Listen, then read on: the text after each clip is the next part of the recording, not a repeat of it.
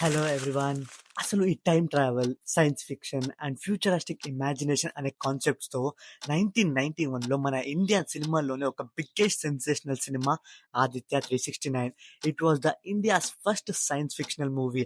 అసలు 1990స్లోనే మన టాలీవుడ్లో ఒక లెజెండరీ డైరెక్టర్ అయిన సంగీతం Srinivasarao created a masterpiece that was way ahead of its time.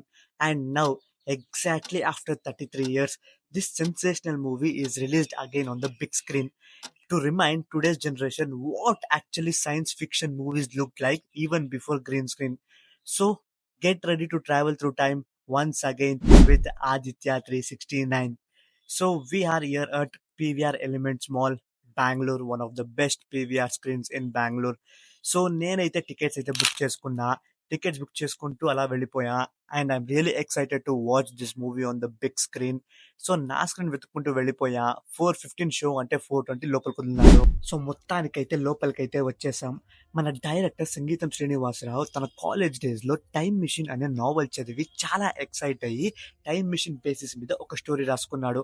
So దాన్ని ప్రీవియస్ పాస్ట్ శ్రీకృష్ణదేవరాయ కాన్సెప్ట్ తో కనెక్ట్ చేసి ఫ్యూచరాస్టిక్ ఎలిమెంట్స్ గురించి అమెరికన్ లైబ్రరీ మద్రాస్ లో కొంచెం రీసెర్చ్ చేసి డెవలప్ చేసిన స్టోరీయే ఈ ఆదిత్య 369.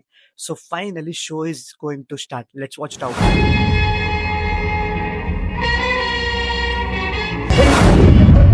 వయస్సు మాది బొండగిల్లు దాటే మనస్సు మాది సెంచరీలు కొట్టే వయస్సు మాది బొండగిల్లు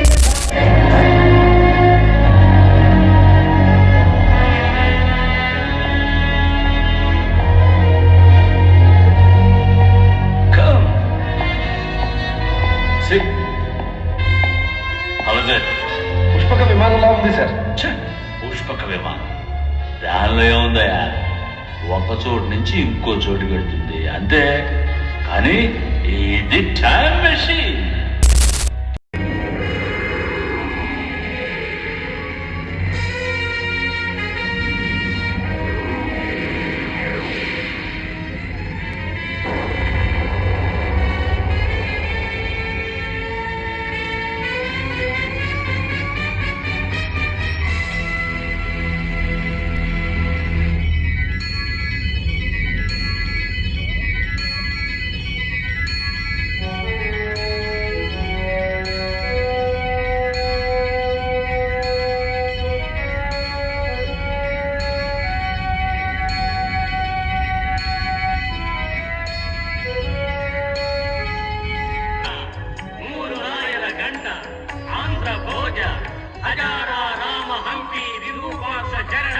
చక్రవర్తి దిగనంద కీర్తి కవిరాజ కల్పక ఆశ్రిత పారిజాత రాజ కవీంద్ర నరసింహ కృష్ణరాయ రాజేంద్ర బహుపరా బహుపరా బహుపరా.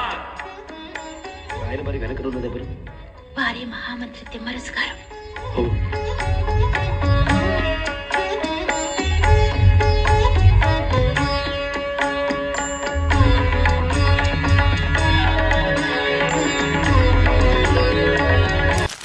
ఇప్పుడున్న టెక్నాలజీకి ఎవరైనా రోబో లాంటి సినిమా తీయగలరు.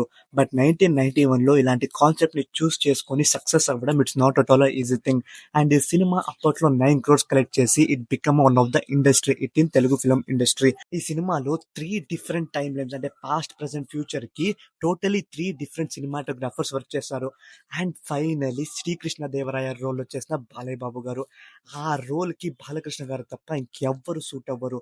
ఆ రాయాలిటీ కానివ్వండి, ఆ స్క్రీన్ ప్రెసెన్స్ కానివ్వండి, జస్ట్ జై బాలయ్య అంతే. సో ఈ సినిమాని బిగ్ స్క్రీన్ మీద చూడలేదు అనుకునే వాళ్ళకి this is your chance.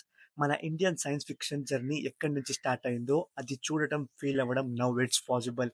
So do watch Aditya 369 in your nearest theater and see you on the next video. Until then, thank you for watching.